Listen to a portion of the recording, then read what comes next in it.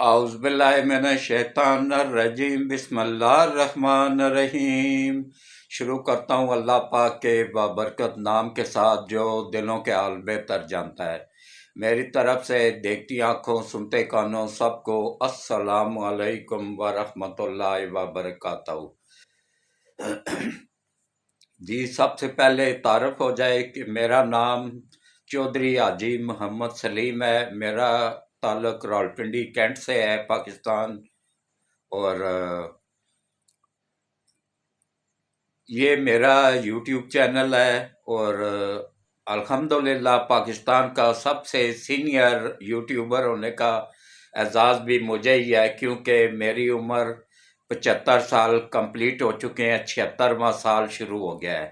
اور اس کے بعد الحمدللہ پاکستان کا سینئر ترین صحافی ہونے کا اعزاز بھی میرے پاس ہی ہے۔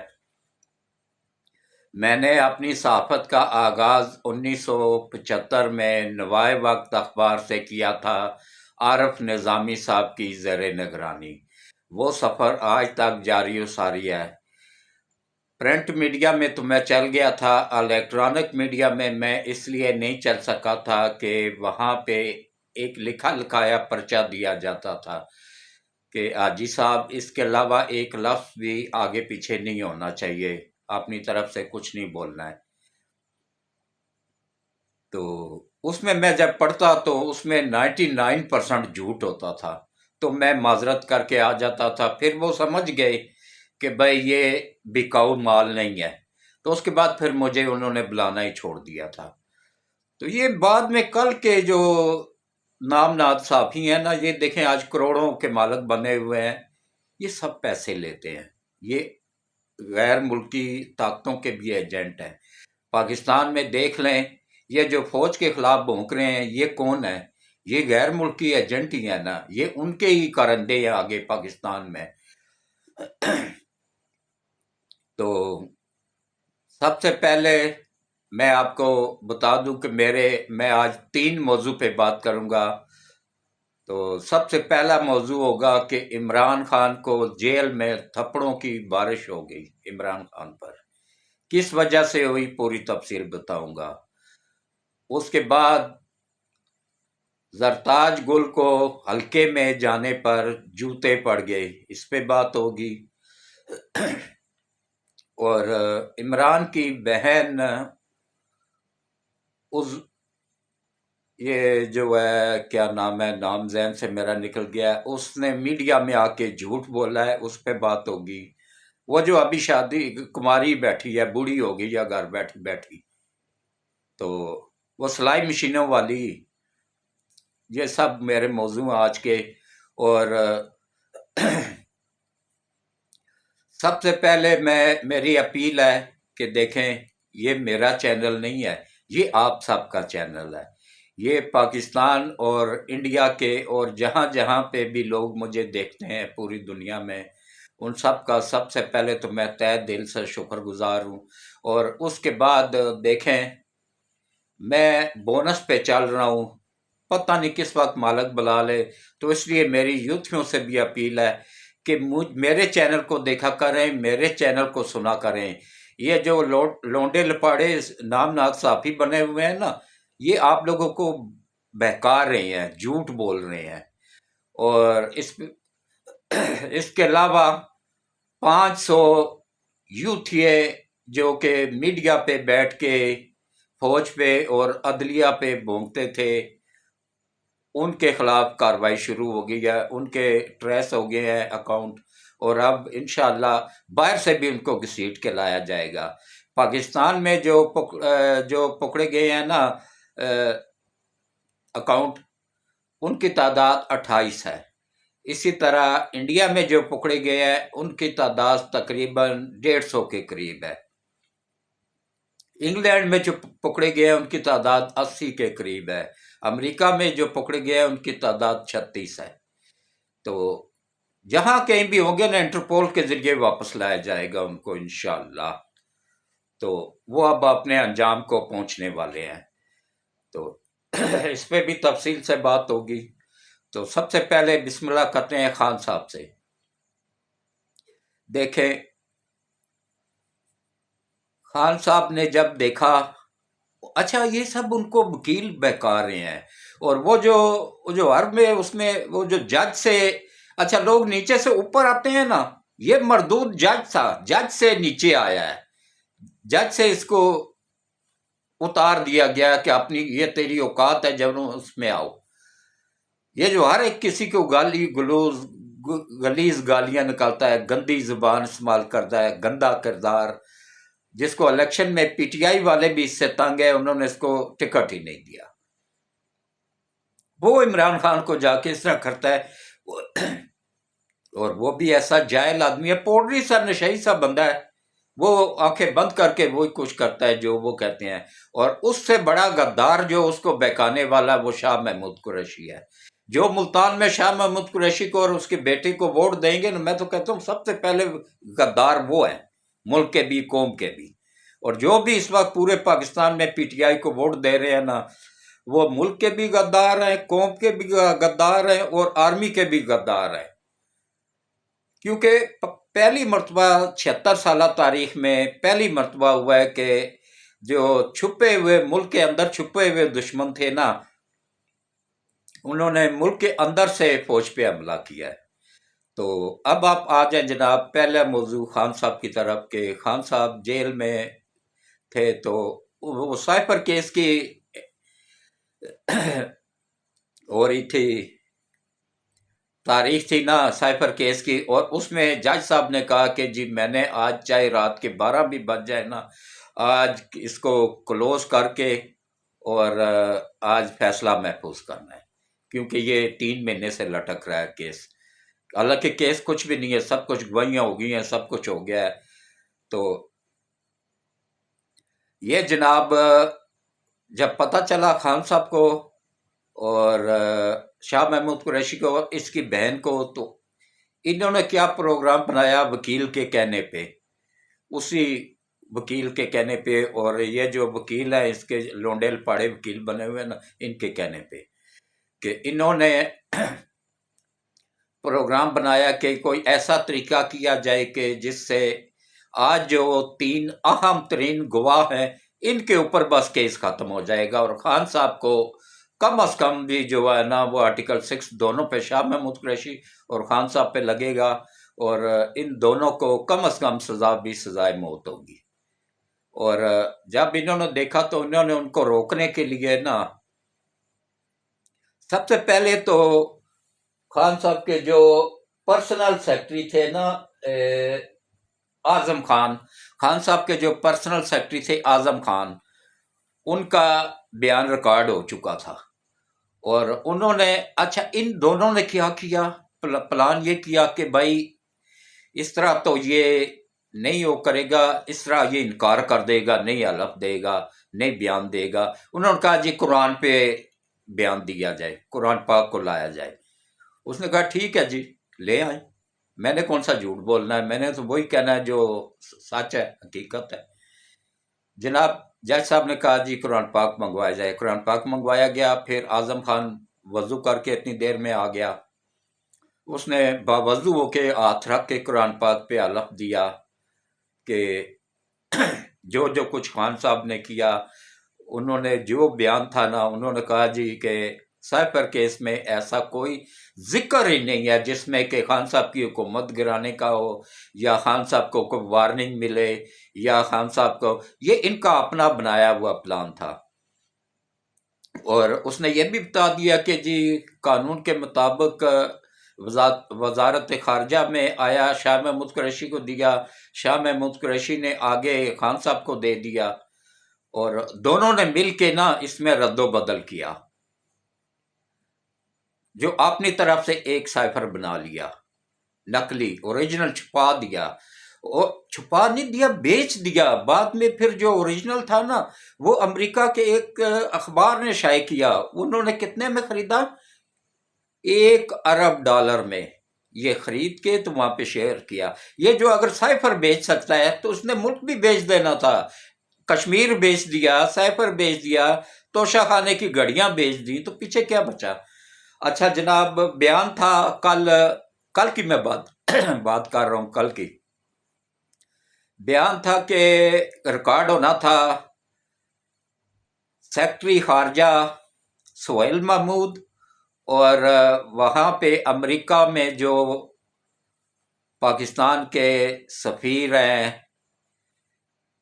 اسد مجید ان کا، اور تیسرے تھے جناب، ہاں ان دونوں کا ریکارڈ ہونا تھا. ایک تیسرے کا تو پہلے سیکٹری خارجہ کا تو پہلے ہو گیا تھا نا، وہ پرنسپل سیکٹری جو عمران خان کا تھا، اعظم خان، اس کا تو پہلے ہو گیا تھا. ان دونوں کا ہونا تھا. اور خان صاحب کو پتا تھا کہ اگر ان دونوں کا بیان ریکارڈ ہو گیا تو پھر میں بھی بڑھ گیا اور یہ شاہ محمود قریشی بھی بڑھ جائے گا. انہوں نے کیا پلان بنایا کہ ایسا شور شرابہ کیا جائے کہ جج تاریخ دے کے بھاگ جائے یا پھر ان دونوں کا بیان ہی ریکارڈ نہ ہو سکے. تو جب آئے امریکہ میں پاکستان کے نہ سیکٹری خارجہ آئے جب بیان دینے کے لیے، تو یہ دونوں اٹھ کے کھڑے ہو گئے جی، ڈیسکوں کے اوپر چڑھ کے نا، جو میز پڑے ہوتے ہیں ان کے اوپر چڑھ کے دو ڈانس شروع کر دیا. جب پھر بھی جج صاحب نے، تو پھر انہوں نے کپڑے اتار دیے، کپڑے اتارے. پھر اس کی بہن علیمہ، سوری نام بھول گیا تھا، علیمہ نام ہے، وہ بھی، اس نے بھی شور شرابہ شروع کر دیا. ان دونوں نے کپڑے اتار لیے. اچھا پھر جج کو مجبوراً پھر سیکورٹی اہلکار 20 کے قریب رینجرز کے جوان بلانے پڑے، سیکورٹی والے. وہ آئے، انہوں نے آ کے ان کو پکڑا، زبردستی کپڑے پہنائے اور وہاں پہ بٹھایا ان کو، اور ان کے سروں پہ کھڑے ہو گئے کہ اب ہلے یہاں سے نا تو تمہاری خیر نہیں ہے. پھر مجبور ہو کے بیٹھ گئے، کیونکہ یہ ڈنڈے کے لوگ ہیں نا، جب ڈنڈا پورا چڑھتا ہے نا تو وہ دڑا مرچ والا، پھر ان کو سکون آتا ہے، جا کے پھر سکون سے بیٹھ گئے. اچھا جب سیکٹری خارجہ سہیل محمود بیان ریکارڈ کر کے نا تو چلے گئے، اس کے بعد نمبر آیا جناب امریکہ میں پاکستان کے سفیر اسد مجید صاحب کا. انہوں نے پھر وہی شروع کر دیا. اتنا شور شرابہ علیمہ خان اور شاہ محمود قریشی اور عمران خان نے مل کے کیا نا کہ جج کو 20 منٹ کے لیے وقفہ کرنا پڑا. اچھا 20 منٹ کے وقفے کے بعد کیا ہوا کہ خان صاحب، جج صاحب تو 20 منٹ کے لیے اٹھ کے چلے گئے نا وقفہ کر کے، تو خان صاحب نے پیچھے جناب وہ جو اخباری نمائندے جن کو صرف یہ اجازت ملی ہوئی تھی کہ آپ لوگوں نے جا کے کوریج کرنی ہے عدالتی کارروائی کی، بس اس سے زیادہ اور کچھ نہیں. تو وہ ان کو عمران خان نے انٹرویو دینا شروع کر دیا. تو اسی دوران جیل سپرنٹنڈنٹ صاحب آگے، انہوں نے کہا جناب آپ اس طرح نہیں کر سکتے ہیں، صرف ان کو اجازت، انٹرویو دینے کی اجازت نہیں ہے، ان کو صرف اجازت ہے عدالت کی کارروائی کور کرنے کی. تو اتنے میں جج صاحب واپس آ گئے تو انہوں نے کارروائی شروع کر دی. اچھا جب اسد مجید کا بھی ریکارڈ ہو گیا، بیان ریکارڈ ہو گیا، اس نے بھی یہی کہا کہ جناب وہ منٹ ریکارڈ ہوتے ہیں جب وہ ٹونر لیو کے کون تھا وہ، اس کا جس کے ساتھ ملاقات ہوئی تھی امریکی وزیر خارجہ، تو اس نے ایسی کوئی بات نہیں کی ہے، نہ ہی سائفر میں کوئی ایسی بات تھی کہ عمران کی حکومت گرائی جائے یا حکومت گرانے کے متعلق کوئی بات نہیں تھی. جب یہ ہو گیا نا تو اس کے بعد پھر انہوں نے کہا جی سائفر جو ہے نا وزیر اعظم آفس گیا، وہاں سے انہوں نے 30 دن کے اندر اندر واپس بھیجنا تھا وزارت خارجہ میں، انہوں نے نہیں بھجوایا. وہ جلسوں میں لہرا لہرا کے لوگوں کو دکھاتا رہا ہے، اور اس کے بعد پھر ایک ایک آدمی کو بتاتا رہا ہے. اس کے بعد پھر یہ جو سیکرٹ ایکٹ ہوتا ہے نا، اس کی خلاف ورزی ان امریکی سفیر نے بھی کہا جی انہوں نے کی ہے. اور اس کے بعد گما نہیں دیا، آگے بیچ دیا. وہ تو کہہ رہے ہیں گما دیا نا، لیکن میں آپ لوگوں کو بتا رہا ہوں گمایا نہیں. امریکن ایک اخبار ہے، اس نے، اس وقت میں نام میرے ذہن میں نہیں آ رہا، اس نے باقاعدہ شائع کیا ہے وہ کیا نام ہے سائفر، اس نے خرید کے وہاں پہ شائع کیا ہے، اس نے بیچ دیا اس کو آگے. تو اب بیان جب ہو گئے نا تو جج صاحب اٹھ کے چلے گئے، تو خان صاحب نے پھر انٹرویو دینا شروع کر دیا۔ پھر آگے جیلر صاحب انہوں نے کہا جناب آپ انٹرویو نہیں دے سکتے ہیں، یہ جیل ہے، یہ کوئی عدالت تو کا سین تو نہیں ہے، یہ جیل ہے، جیل کے اندر آپ موجود ہیں۔ تو انہوں نے کہا جی میں دے سکتا ہوں، مجھے کوئی نہیں روک سکتا۔ جیسے وہ آکڑ خان ہے نا، پوڈری ٹائپ بندہ ہے، تو وہ ایسے ہی آکڑ خان ہوتے ہیں، اور بدتمیز ترین بندہ ہے دنیا کا، گالی گلوچ اس کی زبان پہ ہوتی ہے۔ یہ یوتھ کے لونڈے لپاڑے جو اس کے ہیں نا، وہ بھی دیکھ لیں، جو سب سے محلے میں سب سے بدتمیز آدمی ہوگا نا، وہ اس کا سپورٹر ہوگا۔ تو اس نے پھر انٹرویو دینا شروع کر دیا۔ پھر جب انہوں نے سختی کے ساتھ منع کیا کہ جناب آپ نہیں دے سکتے ہیں، اس نے کہا جی میں دے سکتا ہوں، مجھے ہائی کورٹ نے اجازت دی ہوئی ہے۔ تو انہوں نے کہا جناب ٹھیک ہے، اگر ہائی کورٹ نے اجازت دی ہے تو میں اس کا پابند ہوں، آپ مجھے ہائی کورٹ کا اجازت نامہ دکھا دیں، اس کے بعد بھلا دیں انٹرویو، مجھے کوئی اعتراض نہیں ہوگا، کیونکہ قانون کی عملداری کروانا میرا کام ہے۔ تو اس نے کہا یہ اجازت نامہ نہیں ہے، میں دوں گا انٹرویو۔ اسی دوران تو میں تھوڑی تلخی ہوئی نا، تھوڑا اونچا اونچا بولنا شروع ہو گیا، خان بھی وہ بھی، اور اسی دوران خان صاحب نے ان کو گالی نکال دی۔ اچھا گالی نکال دی تو انہوں نے واپس جواب دیا، پھر انہوں نے کہا یو شٹ اپ، بس اتنا کہا، گالی نہیں اس نے دی، اس نے کہا یو شٹ اپ۔ تو پھر خان صاحب نے کیا کیا، خان صاحب اٹھ کے بھاگے اس پہ ہاتھ اٹھانے کے لیے نا، تو وہ تو آخر جیلر تھا، پھر اس نے پھر وہ اشر اسپوڈری کا کیا نا، یقین جانیے کہ تھپڑوں کی بارش کر دی اس کے اوپر۔ پھر یہ بڑے سکون کے ساتھ اٹھ کے وہاں پہ بیٹھ گیا، پھر اس نے پکڑ کے اس کو اندر لے کے گیا، اندر جا کے واپس بیرک میں جمع کر دیا، بند کر دیا۔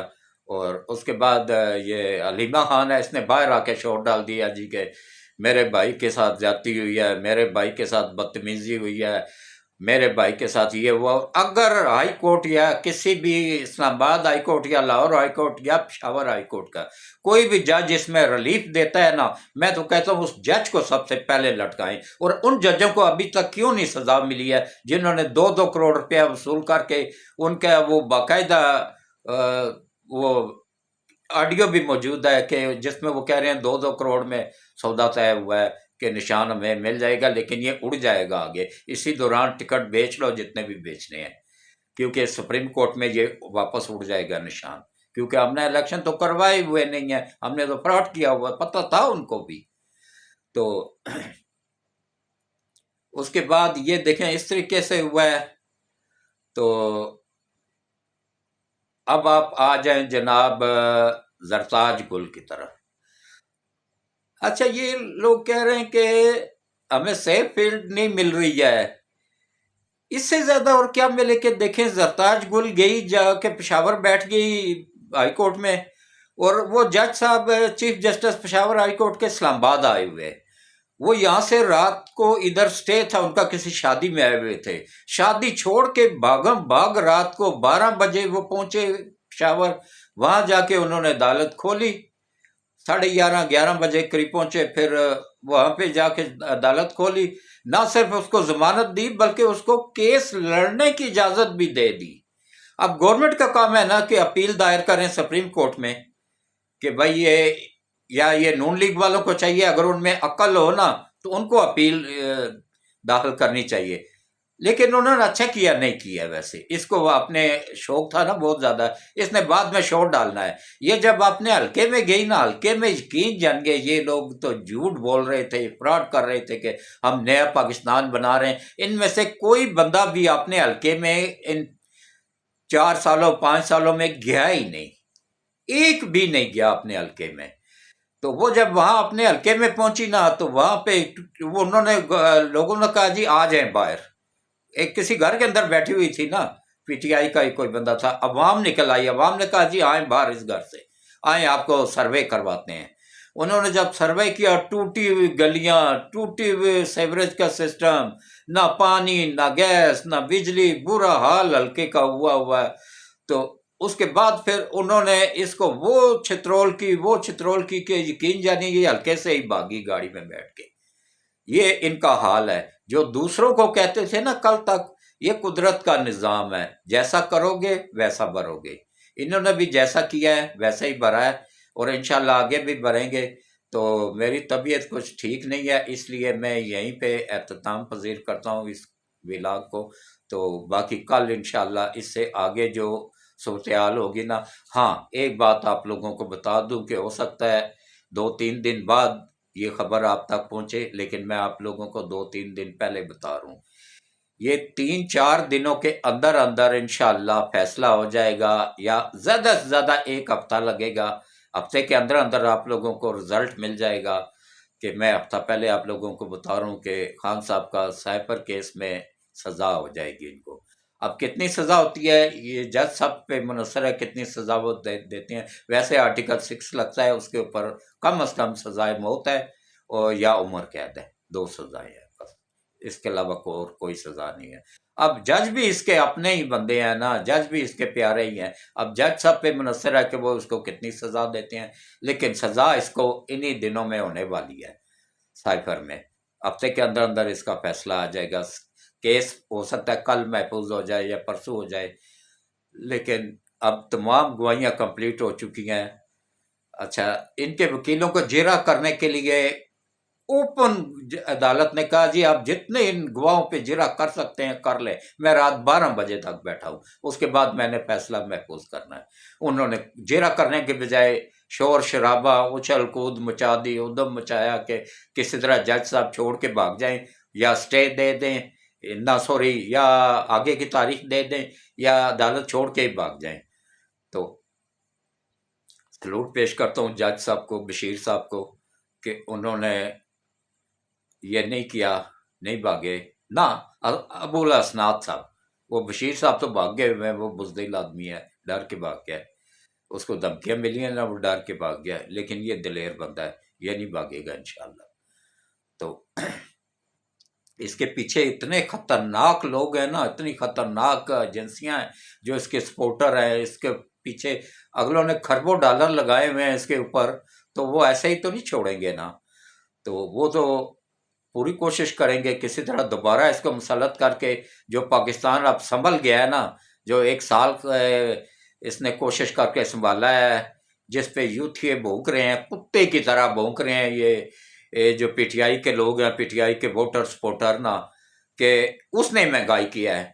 وہ جائے لو، عقل کرو کچھ، کہ 18ویں ترمیم کے بعد یہ اختیار اب صوبوں کے پاس ہے، وفاق کے پاس نہیں ہے. مہنگائی کرنا، مہنگائی کنٹرول کرنا، چیزوں کی قیمتیں متعین کرنا، مجسٹریٹ کا نظام سیٹ کرنا، بازاروں میں چیکنگ کرنا، کنٹرول، چیک اینڈ بیلنس، یہ صوبوں کا کام ہے، وفاق کا نہیں ہے. وہ جو سندھ سے اٹھ کے آیا ہوا ہے کل کا بچہ، وہ بھی ان پہ یہ اچھا کارکردگی کوئی ہے نہیں. اس کے باپ 10% مشہور تھا، یہ اسی کا بیٹا ہے، یہ 50% پہ مشہور ہوگا. میری بات لکھ لیں آج. لیکن اس کو پنجاب سے سپورٹ نہیں ملے گی. پنجاب میں صرف 2 پارٹیوں کے ووٹ ہیں، یا نون لیگ کا ہے پہلے نمبر پہ، یا دوسرے نمبر پہ پی ٹی آئی کا ووٹ ہے. پیپلز پارٹی کا کوئی ووٹ نہیں ہے. یہ 3-3 ہزار روپیہ دے کے جلسوں میں لا رہے ہیں لوگوں کو.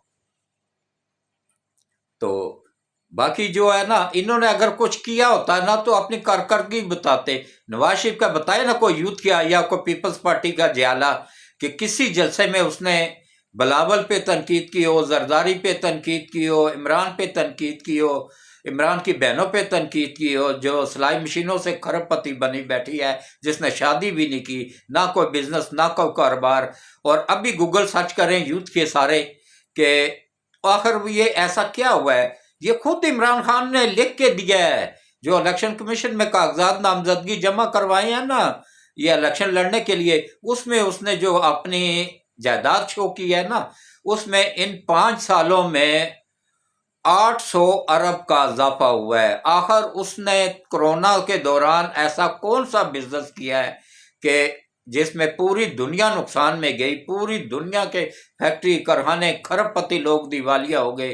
اور اس کے اثاثہ جات میں $8 ارب 8 ارب روپے کا اضافہ ہوا ہے، نہ سوری 800 ارب کا، 800 ارب روپے کا اضافہ ہوا ہے۔ یہ آخر پیسہ کہاں سے آیا؟ یہ یوتھیا کوئی بتا سکتا ہے؟ کون سا بزنس اس نے 5 سالوں میں کیا ہے جس سے اس کو اتنا نفع ہوا ہے؟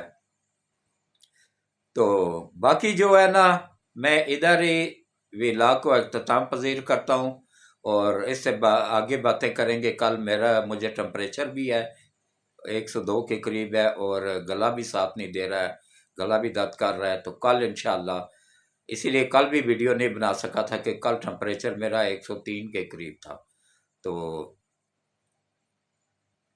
پٹیاں رکھ رہے تھے گھر والے مجھے، اس لیے میں کل نہیں کر سکا تھا۔ تو باقی میری آپ سب سے اپیل ہے کہ میری صحت کے لیے بھی دعا کریں، اور یہ بھی دعا کریں کہ اللہ اپنی رحمت کی بارش نازل فرمائے ملک سے۔ یہ جو خشک سردی ہے، یہ 5 تقریباً میرا خیال ہے 5-6 ہزار کے قریب پورے ملک میں نمونیا کا شکار بچے ہو چکے ہیں، اس میں سے ہزاروں بچے دنیا سے جا بھی چکے ہیں۔ چھوٹے بچوں کو اور بزرگوں کو سردی سے محفوظ رکھیں، اور کوشش کریں کہ گھر سے باہر سفر نہ کریں، دھند ہوتی ہے باہر بہت زیادہ، غیر ضروری سفر سے بھی پرہیز کریں، اور اچھی طرح سوچ سمجھ کے ووٹ کا استعمال کریں، اور اپنی فوج کا ساتھ دیں۔ یہ ہماری خاطر سرحدوں پہ کھڑے ہو کے سینے پہ گولی کھاتے ہیں، یہ رات کو جاگتے ہیں بارڈر پہ کھڑے ہو کے، تو ہم سکون سے سوتے ہیں۔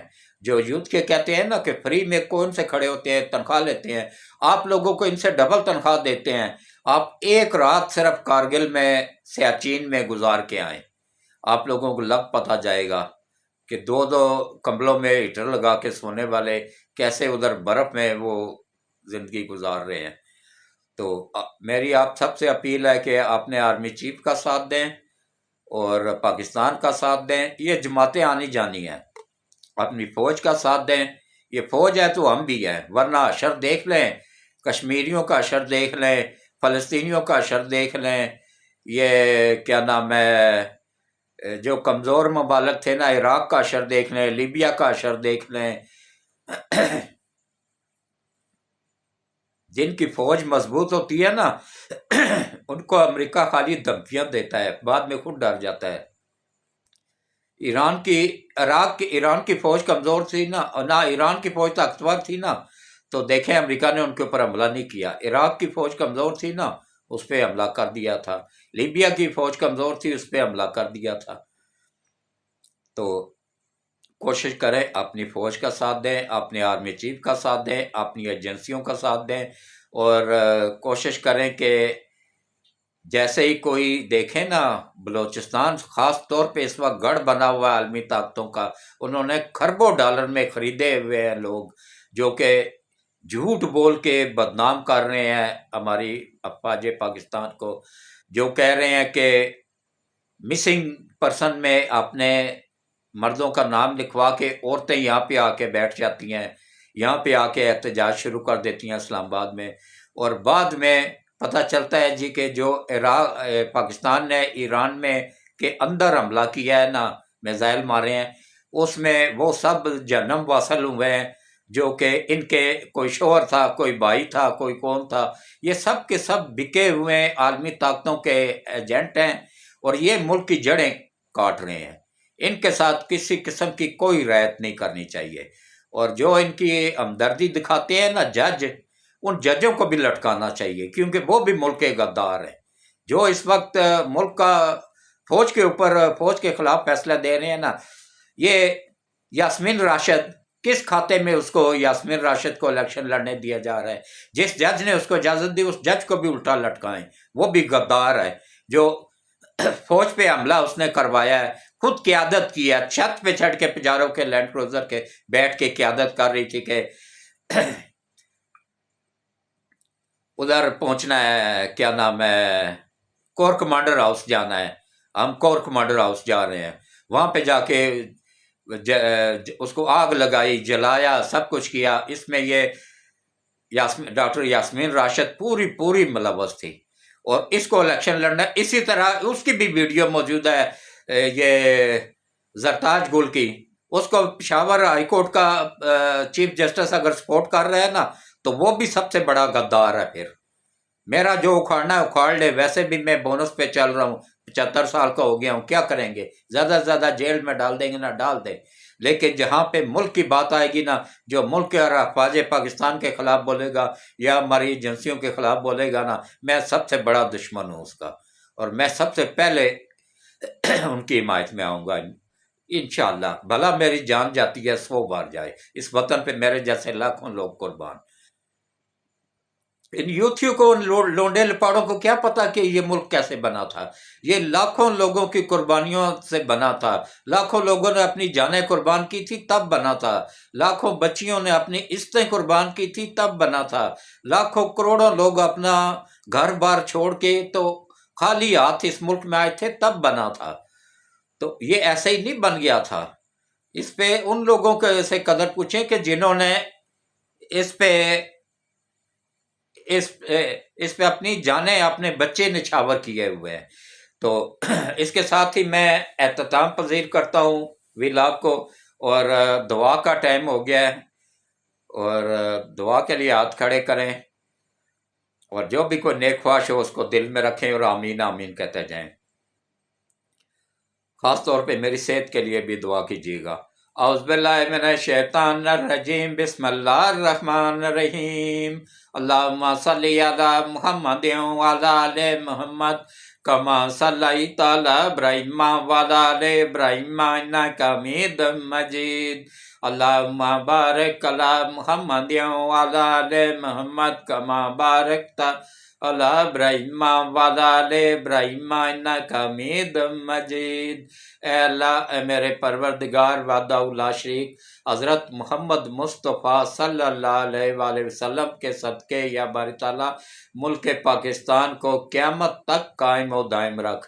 یا اللہ، خاتم النبیین حضرت محمد مصطفیٰ صلی اللہ علیہ وآلہ وسلم کے صدقے یا باری تعالیٰ ملک پاکستان کو دن دگنا رات چگنا ترقی عطا فرما، آمین۔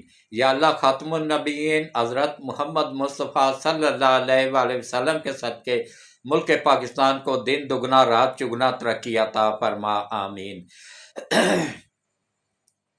یا اللہ، خاتم النبیین حضرت محمد مصطفیٰ صلی اللہ علیہ وآلہ وسلم کے صدقے ہمارے کمانڈر ان چیف حافظ سید عاصم منیر صاحب کو اور ان کی فیملی کو لمبی ایمان والی صحت والی زندگی عطا فرما، ان کو، ان کی فیملی کو اور ان کے وفادار ساتھیوں کو اپنی حفظ و امان میں رکھ، اور ان سب کو بھی لمبی ایمان والی صحت والی زندگی عطا فرما۔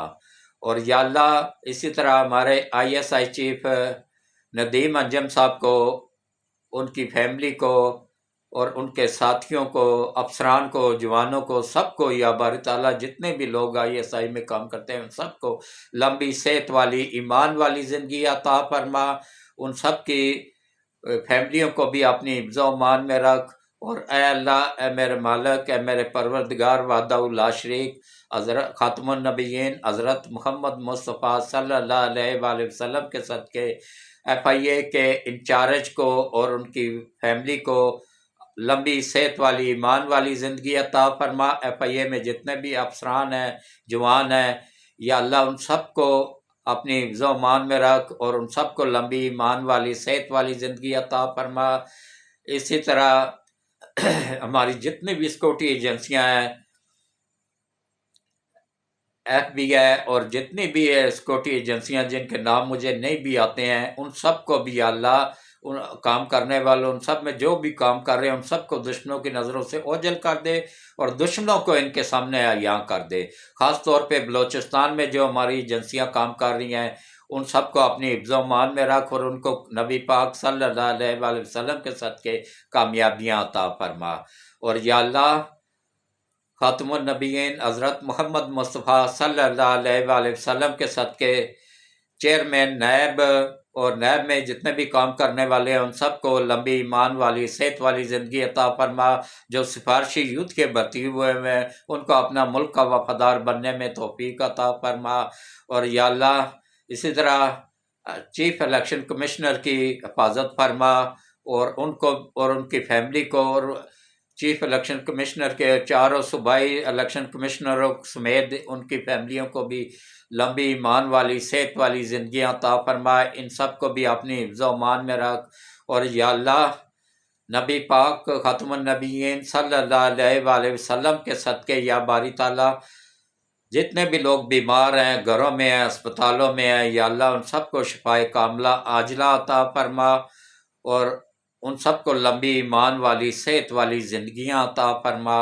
اور یا اللہ جتنی بھی بچیاں شادی کی عمر کو پہنچ گئی ہیں، ان کی شادیاں نہیں ہو رہی ہیں، رشتے نہیں ہو رہے ہیں، خاتم النبیین حضرت محمد مصطفیٰ صلی اللہ علیہ وآلہ وسلم کے صدقے یا باری تعالیٰ، چاہے جس بھی مذہب سے ہیں یہ بچیاں، پاکستان میں ہیں، انڈیا میں ہیں، کسی بھی دنیا کے ملک میں ہیں، یا اللہ ان سب بچیوں کے نصیب اچھے کر دے، ان سب بچیوں کے اچھے نیک لوگوں میں رشتے کروانے میں ان کی غیب سے مدد فرما، ان کی شادیاں کروانے میں غیب سے مدد فرما، ان کا جہیز بنانے میں غیب سے مدد فرما۔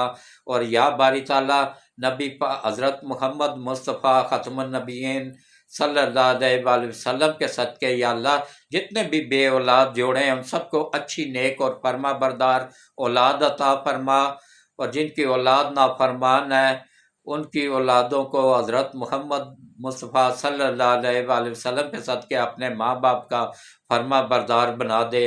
اور یا اللہ جتنے بھی نبی پاک صلی اللہ علیہ وآلہ وسلم کی امت میں سے جتنے بھی لوگ اس دنیا سے جا چکے ہیں، مرد عورت بچے بچیاں، خاص طور پر ہمارے عزیز و اقارب جتنے بھی لوگ اس ویڈیو کو دیکھ رہے ہیں یا جتنے بھی لوگ دعا میں شامل ہیں، ان سب کے عزیز و اقارب کو یا اللہ جنت الفردوس میں اعلیٰ مقام عطا فرما، ان سب کے صغیرہ اور کبیرہ گناہوں کو معاف فرما، ان کی قبروں کو ٹھنڈا فرما، ان کی قبروں کو روشن فرما، اور ان کی قبروں کو کشادہ فرما، اور ان کو قبروں میں بار بار نبی پاک صلی اللہ علیہ وآلہ وسلم کی زیارت نصیب فرما۔ اور یا باری تعالیٰ خصوصاً جتنے بھی بیمار ہیں لوگ میرے سمیت ان سب کو شفائے کاملہ عاجلہ عطا فرما، گھروں میں ہیں، اسپتالوں میں ہیں، ان سب کو یا اللہ لمبی صحت والی ایمان والی زندگی عطا فرما۔ اور یا اللہ ہم سب سے راضی ہو جا، ہم سب کی غلطیوں اور کوتاہیوں کو معاف فرما، اور یا باری تعالیٰ ہم سب کے اوپر خصوصی کرم فرما، خصوصی رحم فرما۔ اور یا اللہ ہم سب کو نبی خاتم النبیین حضرت محمد مصطفیٰ صلی اللہ علیہ وآلہ وسلم کے صدقے ہم سب کو پانچوں وقت باجماعت نماز مسجد میں جا کے پڑھنے کی توفیق عطا فرما، ہم سب کو صحیح وقت پر صحیح طریقے سے نماز پڑھنے، قرآن پڑھنے، روزے رکھنے کی توفیق عطا فرما، اور جن کے گھروں کے بجلی گیس کے میٹر اتر چکے ہیں ان کو واپس لگوانے میں ان کی غیب سے مدد فرما۔ اور یا اللہ جن گھروں میں تنگ دستی ہے ان گھروں کی تنگ دستی دور فرما، اور سفید پوش طبقہ اور کاروباری طبقہ جو پس گیا ہے اس مہنگائی میں یا اللہ ان سب کی غیب سے مدد فرما، اور کاروباری طبقے کو رزق میں اضافہ فرما، جو بے بس لاچار مجبور ہیں ان کی غیب سے مدد فرما، ان کے رزق میں اضافہ فرما، جو بے روزگار ہیں خاتم النبیین حضرت محمد مصطفیٰ صلی اللہ علیہ وآلہ وسلم کے صدقے یا باری تعالیٰ ان سب کو اچھا روزگار عطا فرما، اور ان سب کی غیب سے مدد فرما۔ اور یا اللہ خصوصاً یا باری تعالیٰ ہم سب سے راضی ہو جا، ہم سب کی خطاؤں کو، غلطیوں کو، کوتاہیوں کو، جرموں کو معاف فرما، اور یا اللہ ملک پاکستان کی حفاظت فرما، پاکستان کی سرحدوں کی حفاظت فرما، اور حضرت محمد مصطفیٰ صلی اللہ علیہ وآلہ وسلم کے صدقے یا باری تعالیٰ پاکستان کی حفاظت فرما، پاکستان کی سرحدوں کی حفاظت فرما، افواج پاکستان کی حفاظت فرما، اور ہمارے جوانوں کو جو لوگ چھپ کے شہید کر رہے ہیں بزدلوں کی طرح یا اللہ ان سب چھپے ہوئے دشمنوں کو تباہ و برباد فرما، اور ان بچوں کی حفاظت فرما جو اپنی سرحدوں کی حفاظت کر رہے ہیں۔ اور یا باری تعالیٰ ہمیں ہمارے جو اندر چھپے ہوئے دشمن ہیں نبی پاک صلی اللہ علیہ وآلہ وسلم کے صدقے ان کو بھی تباہ و برباد فرما، جو کرپٹ جج ہیں، کرپٹ وکیل ہیں، کرپٹ بیوروکریٹس ہیں، یا جتنے بھی بھٹکے ہوئے لوگ ہیں یا اللہ ان کو ہدایت نصیب فرما، اگر ہدایت کے قابل نہیں ہے تو ان سب کو بھی تباہ و برباد فرما۔ یا اللہ جس نے اس ملک کو تباہ کیا ہے، تو نبی پاک صلی اللہ علیہ وآلہ وسلم کے صدقے ان سب کو تباہ و برباد فرما۔ یا اللہ میری سب دعاؤں کو اپنی بارگاہ الہی میں قبول فرما، اور یا اللہ ہم سب سے راضی ہو جا، ہم سب کو کہ دنیا اور آخرت دونوں بہتر کر دے، اور روز قیامت حضرت محمد مصطفیٰ صلی اللہ علیہ وآلہ وسلم کی شفاعت نصیب فرما۔ آمین ثم آمین۔ اللہ حافظ، شب بخیر۔